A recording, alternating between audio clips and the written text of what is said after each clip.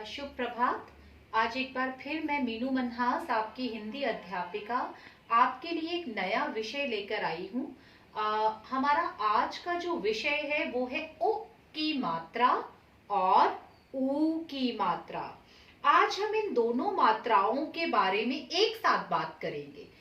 देखिए, एक साथ बात करने का उद्देश्य ये है या ये है, आप कह सकते हैं कि जो दोनों मात्राओं का डिफरेंस है, क्योंकि जो बच्चे हैं वो एक जैसी जो मात्राएं हैं उनको सीखने में थोड़ी मुश्किल महसूस करते हैं।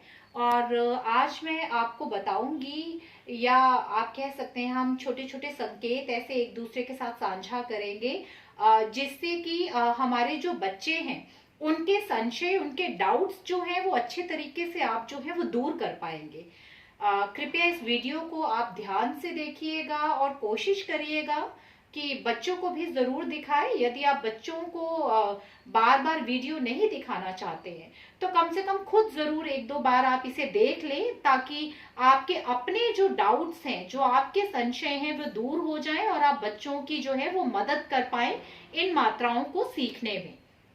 तो चलिए शुरू करते हैं उ की मात्रा से। जैसा कि आप यहाँ देख सकते हैं, मैंने स्वर उ लिखा है, उ, और ये है स्वर ऊ। उच्चारण में भेद देखिए, उ, ऊ, उ, ऊ, उ, ऊ। ये छोटी ध्वनि है और वो लंबी ध्वनि है। एक और चीज मैं कहना चाहती हूँ, बच्चों को बताइए छोटा ऊ बड़ा ऊ इस तरीके से बोलना गलत है। कोई भी मात्रा स्वर जो है वो छोटा या बड़ा नहीं होता है। छोटी या बड़ी उनकी ध्वनि होती है, उनकी साउंड होती है। देखिए, उ इसकी ध्वनि छोटी है, ऊ इसकी ध्वनि लंबी है, बड़ी है, लेकिन हम इसको छोटा ऊ और इसको बड़ा ऊ बिल्कुल नहीं बोलेंगे।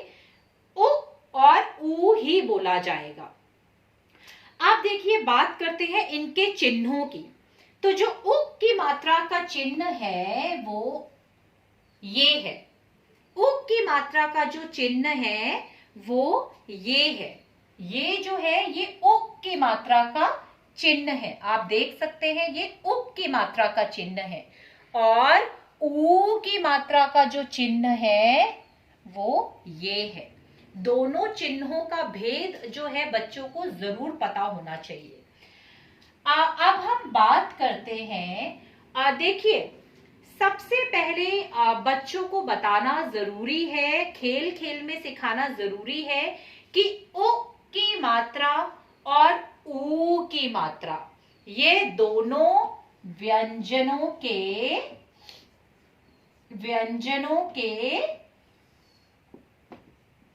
पैरों में लगाई जाती हैं। व्यंजनों के पैरों में लगाई जाती हैं दोनों मात्राएं, चाहे वो उ की मात्रा हो या वो ऊ की मात्रा हो। देखिए, जो नियम सेम है वहां मैं टिक लगाऊंगी कि ये दोनों तरफ सेम नियम है। जहां पर नियमों का फर्क होगा मैं दोनों तरफ नियम लिखूंगी, ताकि नियम जो है वो अच्छे से समझ में आ जाए। तो दोनों जो है, दोनों उ और ऊ, दोनों जो है वो व्यंजनों के पैरों में लगाई जाती हैं ये मात्राएं। उसके बाद दूसरा जो हमारा नियम है, दो व्यंजन ऐसे होते हैं, मैं हर वीडियो में आपको ये चीज बता रही हूं, दो व्यंजन ऐसे होते हैं जिनके साथ कोई भी मात्रा नहीं लगाई जाती। चाहे वो आ की मात्रा हो, उ की मात्रा हो, ई की मात्रा हो, अंग की मात्रा, कोई भी मात्रा हो। देखिए, वो दो व्यंजन कौन से हैं? वो दो व्यंजन कौन से हैं? ंग और ञ। इनके साथ मात्रा नहीं लगती। और ये नियम इस मात्रा में भी बिल्कुल सेम है, एक सा है, दोनों तरफ यही नियम लगता है।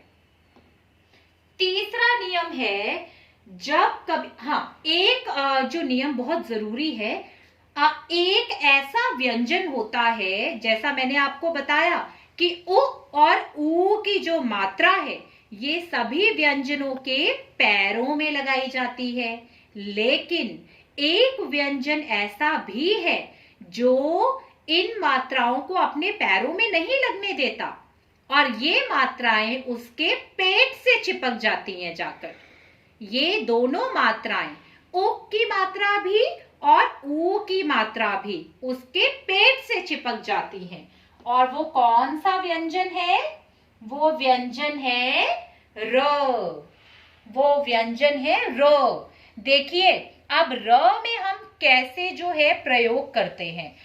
बाकी सबके तो पैरों में लगती है, लेकिन र के पेट में लगती है। अब देखिए यहाँ एक बहुत बड़ा संशय, डाउट होता है कि पेरेंट्स को भी और बच्चों को भी कई बार ये समझ नहीं आता कि यहाँ से उ बनाना कैसे है। देखिए उ, जो उ है उसमें आप यहां से सीधे गोल करेंगे और अंदर की तरफ इसे बना देंगे, लेकिन यहां पर आप क्या करेंगे? देखिए इसके भी तो पेट में, ये मात्रा भी तो र के पेट में ही लगेगी, लेकिन यहां पर आप क्या करेंगे? ऐसे और ऐसे, ये तो ये जो है आपका बन गया रू। ये आपका बना रु, रू, रु, रू, रु, रू। उसके बाद अब हम बात करते हैं अगले नियम की। जब कभी भी उ या ऊ की मात्रा किसी भी वर्ण के पैरों में लगती है, मान लीजिए हमने यहां लिया क, प या फिर ट या फिर न, ये मैंने उदाहरण लिए हैं, हम सभी उदाहरणों के साथ प्रयोग करेंगे। यहां पर देखिए जब हम उ की मात्रा लगाएंगे, नियम क्या है? नियम क्या है कि जो मात्रा है उसका सिर जो गोल बनाते हैं ना हम, देखिए ये गोल, ये जो गोल सिर बना हुआ है, ये गोल सिर, ये जो खड़ी पाई है, ये जो खड़ी पाई आपको दिख रही है, गोल सिर, इनको टच करना चाहिए, छूना चाहिए। अगर खड़ी पाई के साथ गोल सिर टच नहीं हुआ, गोल सिर ने खड़ी पाई को छुआ नहीं, तो मात्रा गलत हो जाएगी। आप देखिए हम कैसे करेंगे, ये थोड़ा सा मैं विस्तार में बताऊंगी, थोड़ा डिस्क्राइब करके बताऊंगी। देखिए आप बच्चों को कहेंगे कि देखो बेटा, आपको पता है जब आपको किसी भी वर्ण के नीचे उ की मात्रा लगानी है, जब आपने वर्ण के नीचे कोई भी मात्रा लगाई, मान लीजिए आपने कु बनाया, आपने बच्चे को कहा कु लिखो, आप बच्चे को कहेंगे कि क लिख लिया। आप इसके नीचे बच्चे को समझ में नहीं आ रहा है कि मात्रा जो है ये वाला चिन्ह लगेगा या ये वाला चिन्ह लगेगा, बच्चे को समझ में नहीं आ रहा है कि ये चिन्ह लगेगा या ये चिन्ह लगेगा। तो आप बच्चे को ये जो फर्क है कैसे समझाएंगे? आप बच्चे से कहेंगे, फिर से मैं वही बात कहूंगी, बोलने से पहले अपने पेट पर हाथ रखिए। बच्चे ने अपने पेट पर हाथ रखा, आप बच्चे को कहिए बोलो कु, कु। आप बच्चा बोलेगा कु। जैसे ही वो कु बोलता है, आप बच्चे से पूछिए, बेटा पेट कहाँ गया, पीछे या आगे? अगर बच्चे का उच्चारण सही होगा तो वो कहेगा कि मेरा पेट तो पीछे गया। आप देखिए यहां आप बच्चे से कहेंगे कि आपका पेट उच्चारण करते समय पीछे गया, इसलिए जब आप इसका गोल सिर बना दोगे ना, तो इसकी पूंछ को भी पीछे खींच लेना। क्योंकि आपका पेट पीछे गया, इसलिए इसकी पूंछ भी पीछे की तरफ खींच ली। और यहाँ देखो आपको बताया था मैम ने कि खड़ी रेखा के साथ गोल वाला सिर टच होना चाहिए। अगर बच्चा इसको इस प्रकार बनाएगा, देखिए इस प्रकार बनाएगा, ये गलत है, क्योंकि ये मात्रा अलग है, क अलग है, ये दोनों एक दूसरे के साथ जुड़े नहीं है, तो ये गलत हो जाएगा। उसी प्रकार से प के साथ देखिए, फिर से वही बात, आप बच्चे को कहेंगे पु, तो बच्चा क्या करेगा? पेट पर हाथ रखेगा। फिर से आप प्रश्न करेंगे कि अगर पेट पर हाथ रखा आपने, बताओ आपका पेट किस तरफ गया? तो बच्चा बोलेगा कि पेट पीछे की तरफ गया। देखिए, अगर बच्चा बोलता है कि पेट आगे की तरफ गया और आप उसको ओ की मात्रा सिखा रहे हैं, इसका मतलब उसका उच्चारण गलत है। उसका उच्चारण सही करवाइए। जब बच्चे ने कहा कि पेट पीछे की तरफ गया, तो फिर आप वही बात बताएंगे, गोल सिर को खड़ी रेखा से टच करो और पूंछ को भी पीछे खींच दो। क्यों? क्योंकि पेट पीछे गया तो पूंछ भी पीछे जाएगी। उसी प्रकार यहां भी वैसा ही होगा और यहां भी वैसा ही होगा। अब बात करते हैं इसको पढ़ने की। यदि आपने ये पहले से लिखा है और आप चाहते हैं बच्चा इसको पढ़े, इसकी रीडिंग करे, तो मैं बार बार आपसे कहती हूं कि मात्रा और वर्ण को अलग अलग मत पढ़वाइए। प उ इस तरीके से पढ़वाइए। पढ़वाना गलत है, ऐसे मत पढ़वाइए, सीधे पढ़वाइए। पु टू नु, ये सही है। प उ पु, ये गलत है। ट उ टू, यह भी गलत है। आप किस प्रकार पढ़वाएंगे? कु पु टू नु, इस प्रकार पढ़वाएंगे तो बच्चे की रीडिंग जो है, जिसमें अधिकतर बच्चों को प्रॉब्लम रहती है, वो रीड नहीं कर पाते हैं। बच्चों का रीडिंग जो है, पठन कौशल जो है, वो जरूर उसमें सुधार आएगा। देखिए, यही नियम हम यहां भी लगाएंगे। यहां भी मैं यही उदाहरण लेना चाहूंगी ताकि जो मेरी बात है वो और अच्छे तरीके से मैं समझा पाऊं आपको। तो हमने यहाँ पर फिर वही जो है वर्ण ले लिए हैं।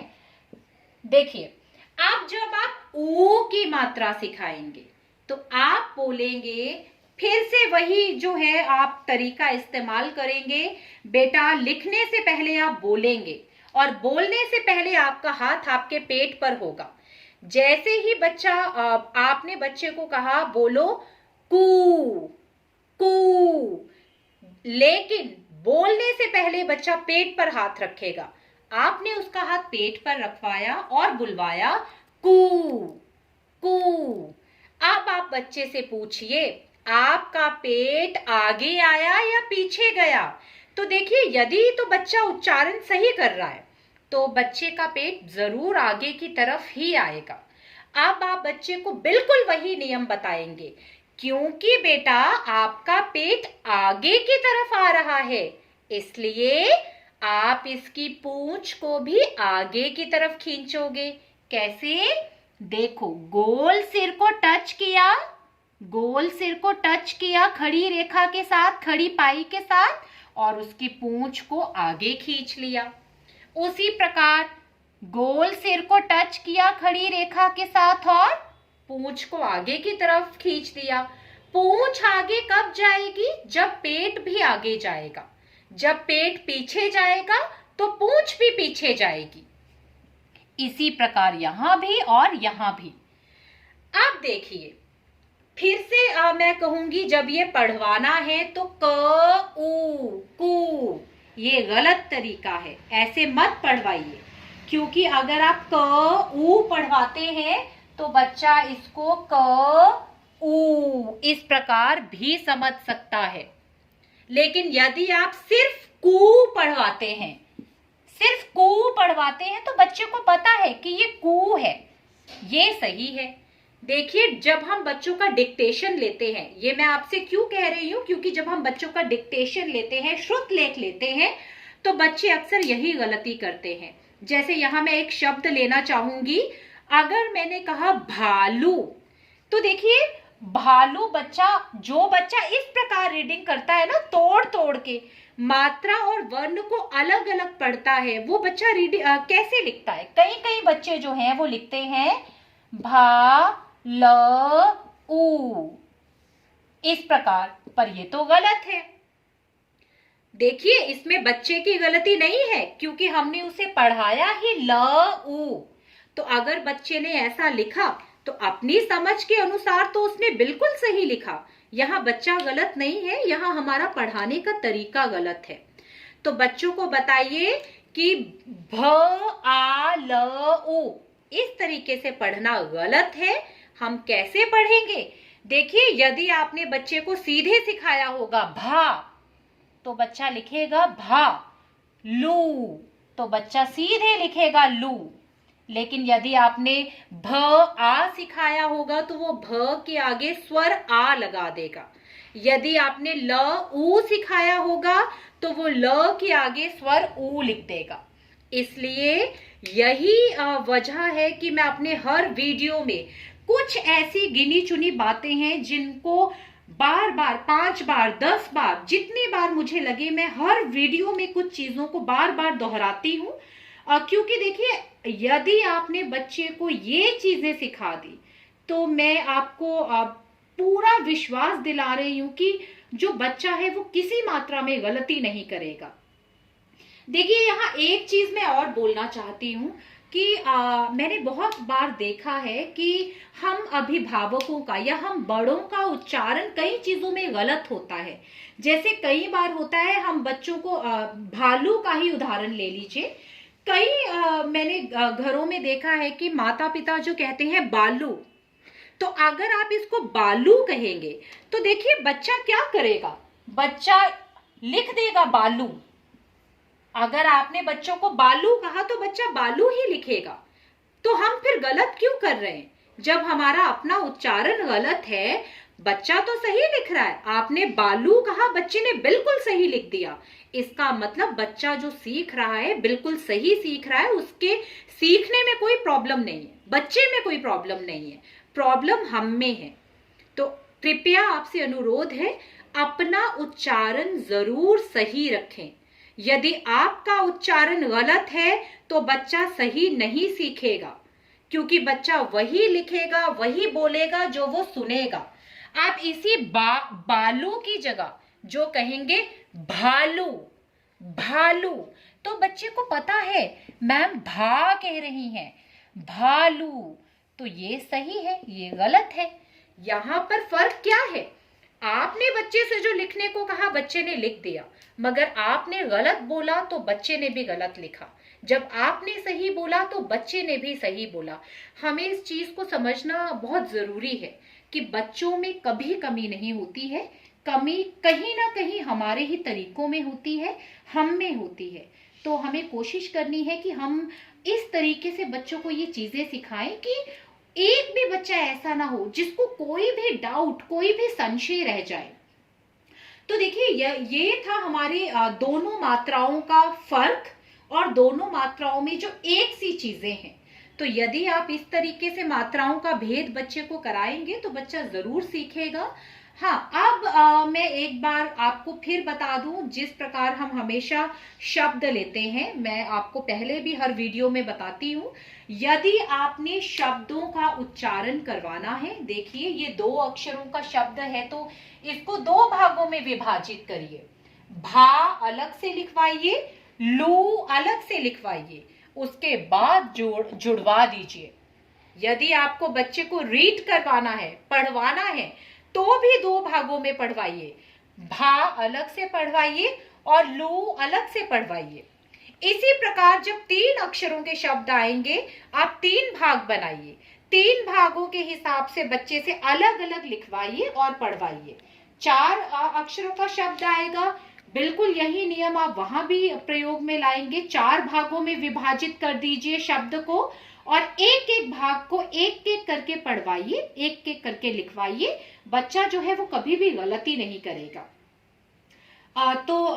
एक बार फिर मैं आपको ये चीजें दोहरा दूं कि उ और ऊ की मात्राएं व्यंजनों के पैरों में लगाई जाती हैं। दोनों मात्राएं ङ और ञ के साथ नहीं लगती, दोनों ही मात्राएं नहीं लगती। र एक ऐसा व्यंजन है जिसके पेट में ये दोनों मात्राएं लगती हैं। ये दोनों मात्राएं र के पेट में लगाई जाती हैं। फर्क है सिर्फ इनको बनाने का। यहां पर देखिए, सीधे आपने गोल खींचा और नीचे कर दिया, मगर यहां देखिए मैंने किस प्रकार बनाया। बनाने का भेद है। बोलने में बच्चा बोल लेगा, पर बनाने का भेद है। उसके बाद मैंने आपसे बहुत जरूरी जो बात कही, बार बार कही, कि वर्णों के साथ जब मात्रा जुड़ जाती है वो उनकी खड़ी रेखा को छूनी चाहिए। जहां खड़ी रेखा नहीं है, जैसे ट, ठ, उनके साथ भी यहां मात्रा छूनी चाहिए। जब आप इनका उच्चारण करवाएंगे तो आप वर्ण और मात्रा को अलग अलग नहीं बुलवाएंगे। आप क, उ, कु इस प्रकार जो है वो नहीं पढ़वाएंगे। आप कु, पू, टू इस प्रकार पढ़वाएंगे। तो ये जो नियम है मैं उम्मीद करती हूँ इससे आपको काफी मदद मिलेगी। कृपया ये वीडियो जरूर देखें, बच्चों को जरूर दिखाएं। जहां भी आपको लगता है कोई संशय है, आप कभी भी मुझसे पूछ सकते हैं। आप सभी के पास मेरा नंबर है, तो कृपया जो है बच्चों की सहायता करें। धन्यवाद।